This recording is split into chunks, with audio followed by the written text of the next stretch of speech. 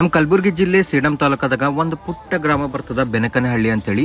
ಇಲ್ಲಿ ಕೂಡಿಸುವಂತ ಗಣಪತಿ ನೀವು ಇಡೀ ದೇಶ ವಿದೇಶ ಓಡಾಡ್ ಬಂದ್ರು ಈ ತರ ವೈಶಿಷ್ಟ್ಯ ನಿಮ್ಗೆ ಎಲ್ಲೂ ಕಂಡು ಬರಲ್ಲ.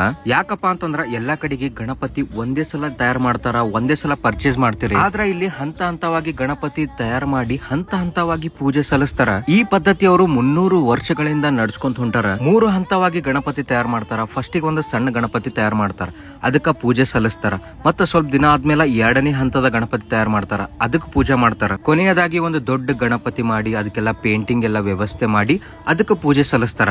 ಇಡೀ ಬೆನಕನಹಳ್ಳಿಗೆ ಇದು ಒಂದೇ ಗಣಪತಿ ಕೂಡಿಸ್ತಾರ. ಅವರು ಸಾರ್ವಜನಿಕವಾಗಿ ಮನಿ ಒಳಗ ಒಂದ್ 2-3 ಕೂಡಿಸಬಹುದು ಅಷ್ಟೇ. ಅದಕ್ಕೆ ಬಿಟ್ಟು ಯಾರು ಗಣಪತಿ ಕೂಡಿಸಲ್ಲ, ಎಲ್ಲರಿಗೂ ಇದು ಒಂದೇ ಗಣಪತಿ.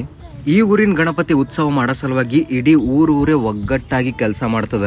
ಒಬ್ಬರು ಕೋಡ್ಲಿ ಬಲ್ಲಿ ಇರುವಂತ ಮಲ್ಯಾನ್ ಗುಡ್ಡಕ್ಕೆ ಹೋಗಿ ಮಣ್ಣು ತಗೊಂಡ್ ಬಂದ್ರ, ಇನ್ನೊಬ್ಬರು ಆ ಮಣ್ಣಿಗೆ ಹದ ಮಾಡ್ತಾರ. ಇನ್ನ ಸ್ವಲ್ಪ ಜನ ಆ ಹದ ಮಾಡಿರೋ ಮಣ್ಣು ತಗೊಂಡು ಗಣಪತಿ ತಯಾರು ಮಾಡ್ತಾರ. ಹಂಗೆ ಇನ್ನೂ ಸ್ವಲ್ಪ ಜನ ಪೂಜೆ ಸಲ್ಲಿಸ್ತಾರ.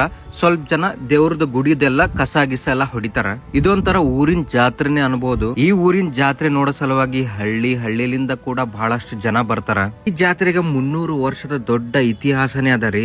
ಬರೋಬ್ಬರಿ ಅವರು 21 ದಿವಸಗಳ ಕಾಲ ಗಣಪತಿ ಕೂಡಿಸ್ತಾರ. ಅದಾದ್ಮೇಲೆ ಕೊನೆಗೆ ಈ ಪರಿಸರ ಮಣ್ಣಿನಿಂದ ಮಾಡಿರೋ ಗಣಪತಿ ಅವ್ರ ಸ್ವಂತ ಹೆಗಲ್ ಮೇಲೆ ಹೊತ್ತುಕೊಂಡು ಹೋಗಿ ನೀರಿಗೆ ವಿಸರ್ಜನೆ ಮಾಡ್ತಾರ. ಸೊ ಈಗ ಸ್ವಲ್ಪ ದಿನ ಒಳಗ ಗಣಪತಿ ಹಬ್ಬ ಶುರು ಆಗ್ತದ. ನೀವು ಹೋಗಿ ಒಂದ್ಸಲ ವಿಸಿಟ್ ಮಾಡ್ರಿ.